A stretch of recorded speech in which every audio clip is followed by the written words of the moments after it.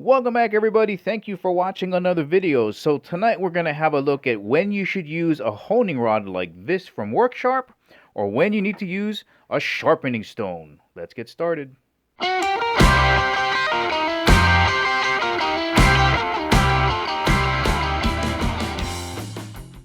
And as always, guys, if at the ending of the video you want to purchase either of these sharpening mechanisms and you want to help support the channel, check out the links in the description below because we do get a small commission when you purchase these items.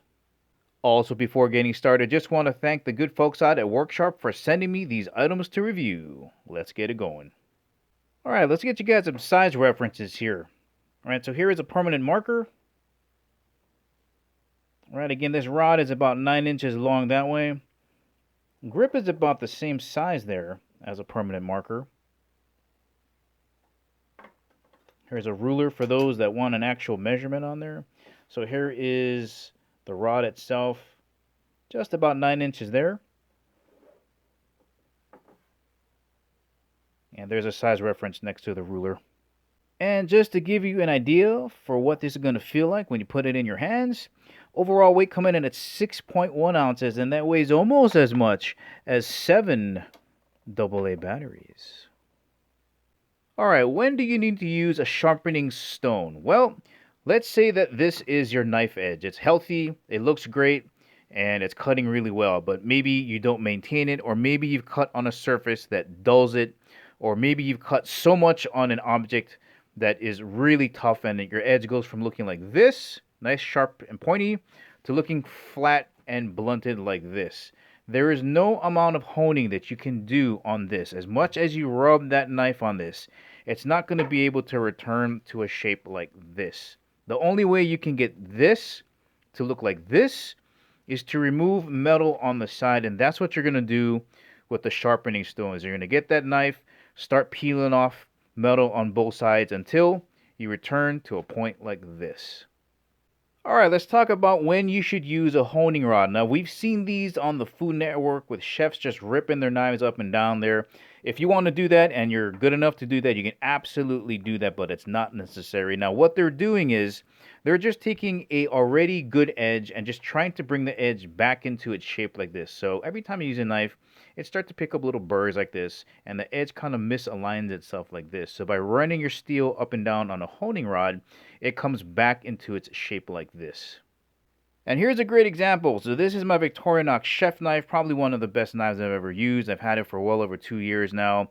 Came out of the box razor sharp, and I've never had to sharpen this edge because all I do is after every use, I just run it over the honing rod, and it cuts pretty good, or for me at least.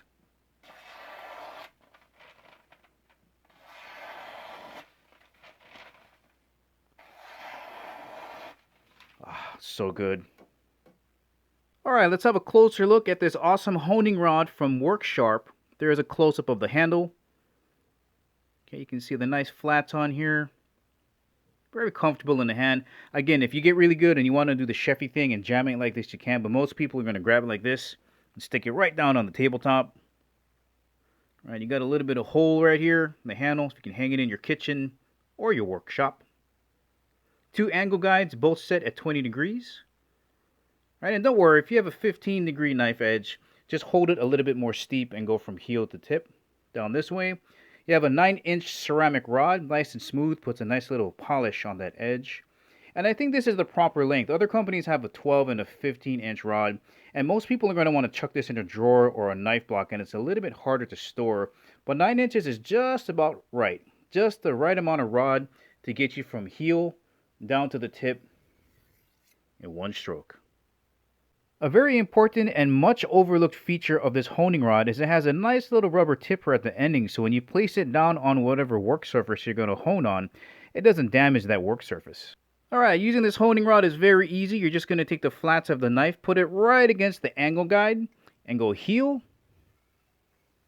to tip, heel to tip. You don't need a lot of pressure. I'm just letting the honing rod do the work itself. And you're going to alternate sides, maybe 10 times on each side. And it's that easy.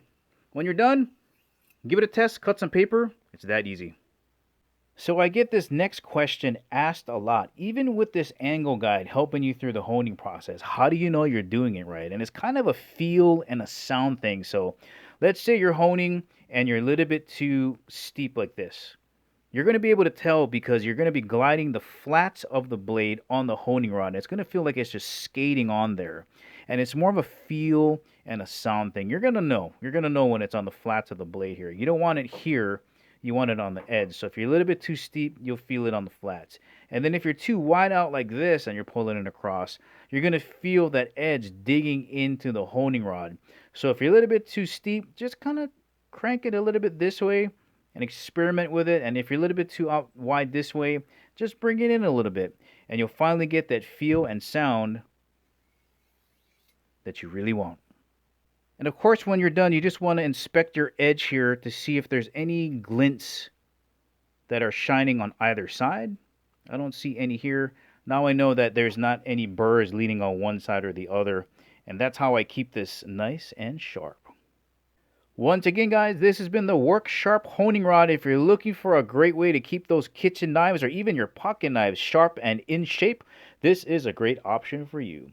Well, alright guys, this is the ending of the video. Remember, if you want to purchase any of the items mentioned in this video, make sure you check out the links in the description below. Thank you for watching. I'll catch you in the next video.